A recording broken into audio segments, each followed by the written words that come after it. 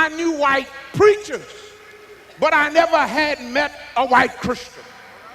And I was forced to ride across East Texas, Arkansas, on into Tennessee with 2 white Christians and 3 Negroes.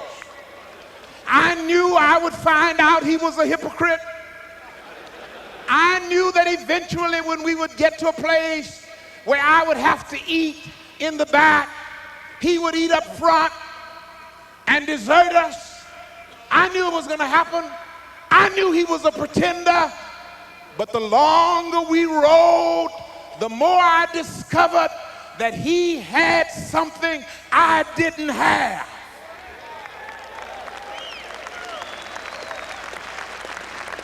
And today, because I met Dr. W.F. Howard of Dallas, Texas, then the director of Baptist Student Union, today I am a converted believer in Jesus Christ who does not hate a single white person in the world. And that's an accomplishment for me.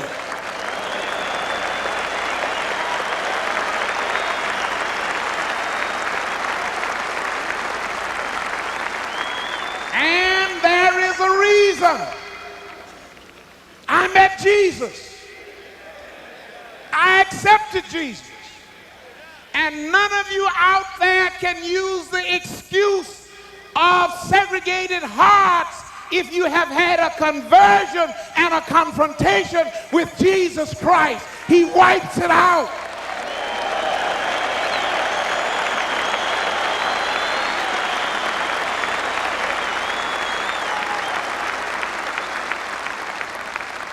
He wipes it out.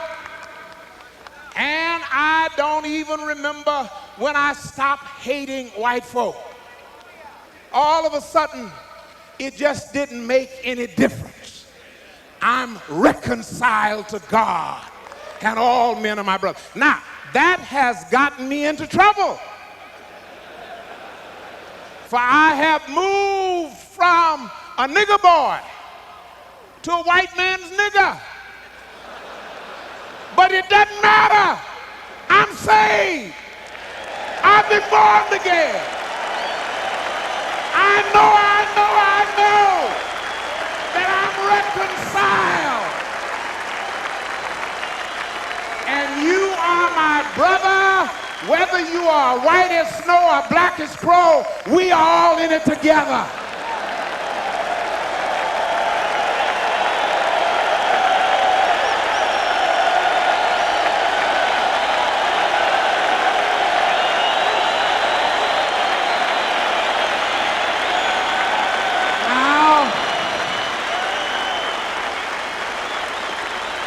There is another reconciliation. Build all of your fine churches you want to. Build all of your cathedrals you want to build them.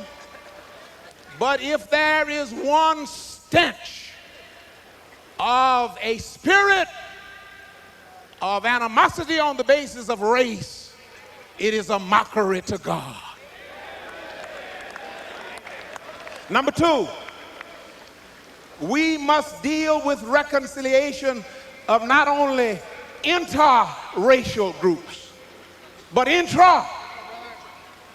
We have got to somehow work out the problem in our families. Let me share with you, again, a personal experience. I not only hated white folk, but I hated my daddy. I met my daddy to know him for the first time when I was 16 years old. He left my mama when I was a year and a half. And my mama, my mother, had to try to rear 4 children in San Antonio, Texas. 4 children making $12.50 a week. I learned to hate my daddy. some kind people took me to the country and helped my mother rear me. I was reared in a 2-room log cabin. It was cold. I know what it is to be cold. I know what it is to be hungry. I laid it all on my daddy. If daddy were here, I wouldn't be cold. I wouldn't be hungry. Because I was by myself, reared by old people, other groups that had 4 and 5 brothers would jump on me, beat me up, because my daddy would not be reconciled with my mother. And I knew that if my daddy were here, it wouldn't happen. It was pronounced that I would never be nobody because I was just a semi-orphan boy who went from house to house begging for jobs in return for a meal, because the people who reared me, Papa died at 11, and Mama and I stayed in a cold log cabin. I graduated from high school. They said I would never be nothing. I graduated from high school, president of my class, the highest academic student in my class, the valedictorian of my class, the only one in my class.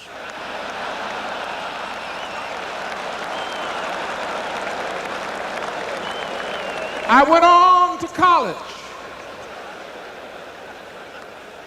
When I graduated out of that log cabin, I went on to college. I had never had courses. I thought chemistry was a course in music. But I finished the top 10 students in my class at the university. And they said I would never be nobody. But I hated my dad. I was called to a church. I was called to the ministry. But I hated my dad. I was called to a church, one of the second oldest churches in Houston, but I hated my dad. And one day my cousin called me and said, Ed, you have to go see your dad. No, I don't have to go see nobody. I don't have no dad. Papa's dead. She said, but your real dad. I don't have no real daddy. She said, Ed, that's not right. You're a pastor of your church. Go see your dad. I said, I'm not going. She said, he just had a stroke, and there's nobody to do anything. And all men, let me testify to you tonight. When I had to get up from my pastoral desk and go to a hospital and visit a man that I had hated for many years, and to find him an alcoholic, and to find him in a stroke condition, and to pick him up and to put him in my car and to bring him into my own house with my wife and child and put him in my bed and take care of my own daddy whom I hated. Don't ever send a child of yours through that. That's agony. That's hell on earth. But while I was there, and while he was grumbling, and while he was